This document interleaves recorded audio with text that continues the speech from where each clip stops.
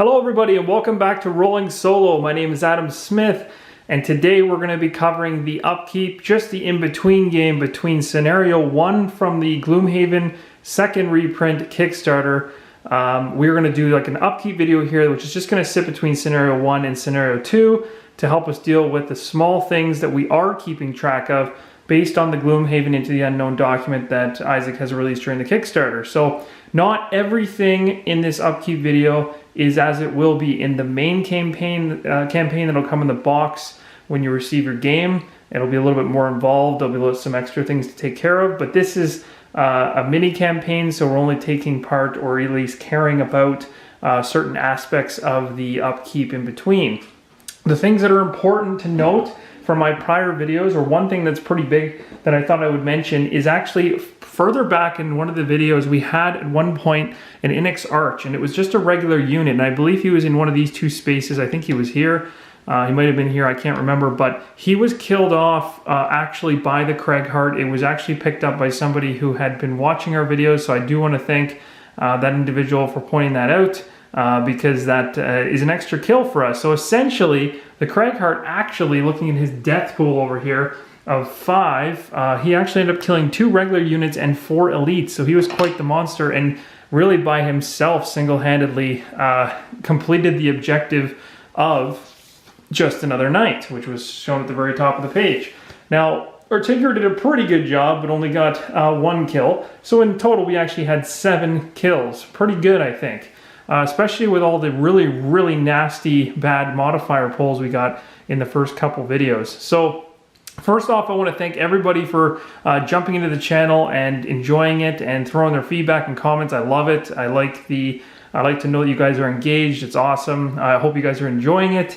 I'm doing my best to go along this, and I'm playing it as I go, so you know, I try to make as little mistakes as possible, but it is difficult to film and play at the same time. But I can tell you right now, I enjoy it, and I enjoy the fact you guys are on board. So let's get right into what I want to cover in this video, and that is the party name. So way back in the very first episode of this particular mini campaign for Kickstarter, I was asking you guys for a name. So I didn't really get too many responses back, but some people said, hey, we should maybe bank off the actual Into the Unknown title and maybe kind of implement that into the name somehow. So I decided to call our band of heroes or mercenaries, and this guy is not one of them. He's just a miniature I'm using to represent a summoned character.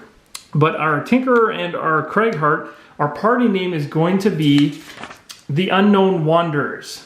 And I think it just kind of fits really nice with the actual title of the campaign. So that's the name that I'm going to run with. So I've gone ahead and I filled out the party sheet. Again, we're not using all aspects of it in this campaign, but I just thought it'd be kind of cool to use some of it.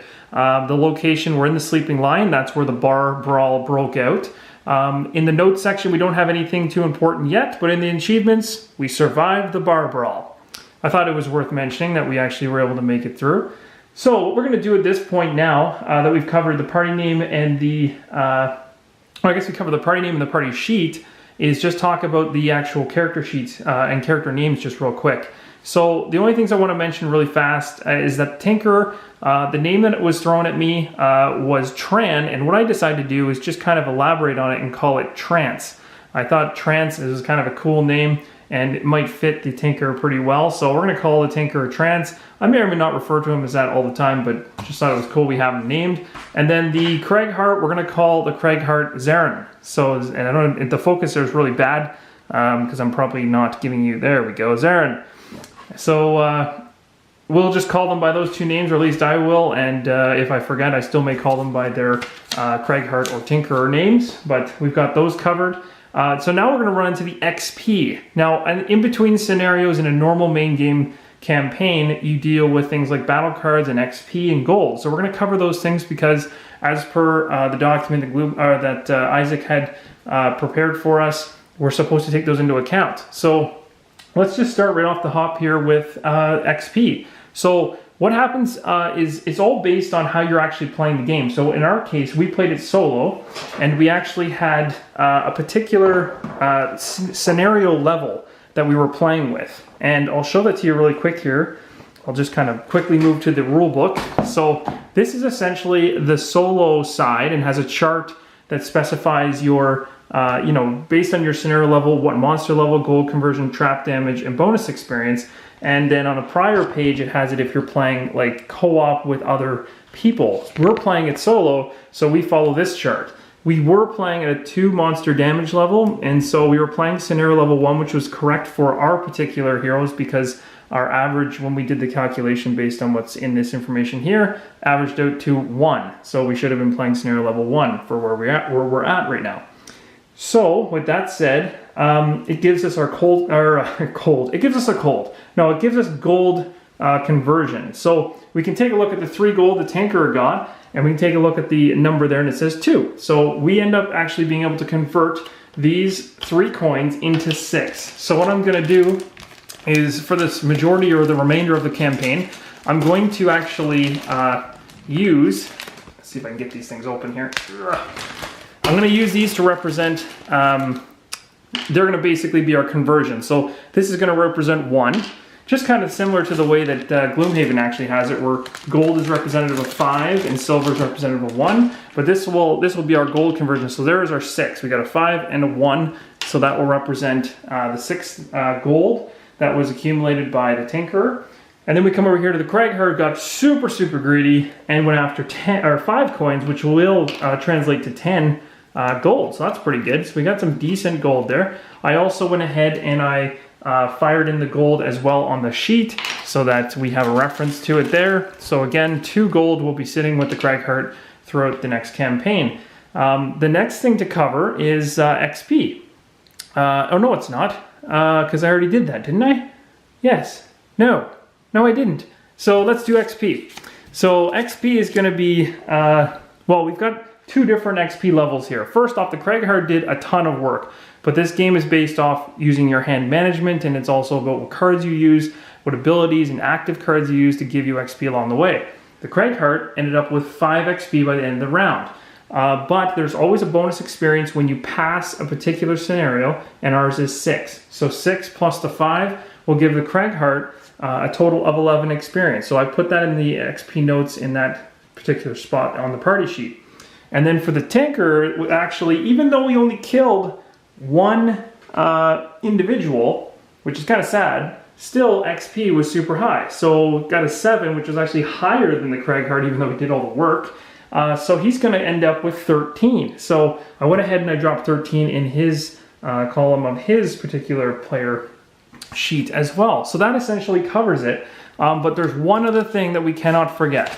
Before we move into the next chapter or the second scenario that Isaac's prepared for us, we need to cover battle goal cards. And so we knew really early on that the Tinkerer was in trouble with this one because he had a Die Hard card. It was a very tough one to get actually for him.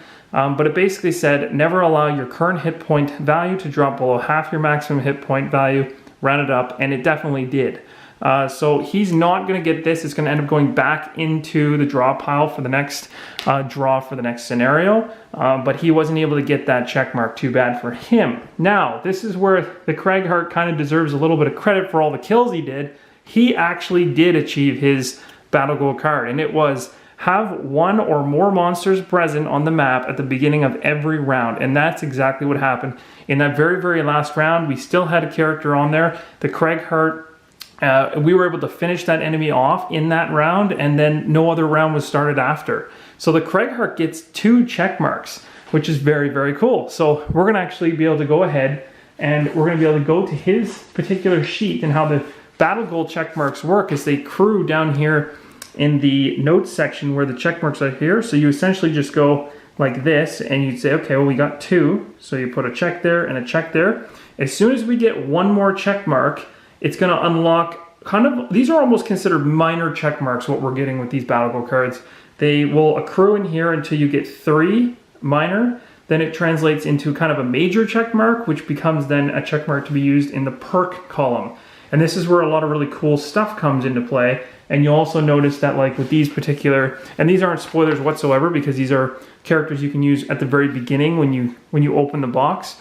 But these are the types of perks that you can choose from. And if you take a quick look at glance at the Craighart and you take a good glance at the Tinker, they are different.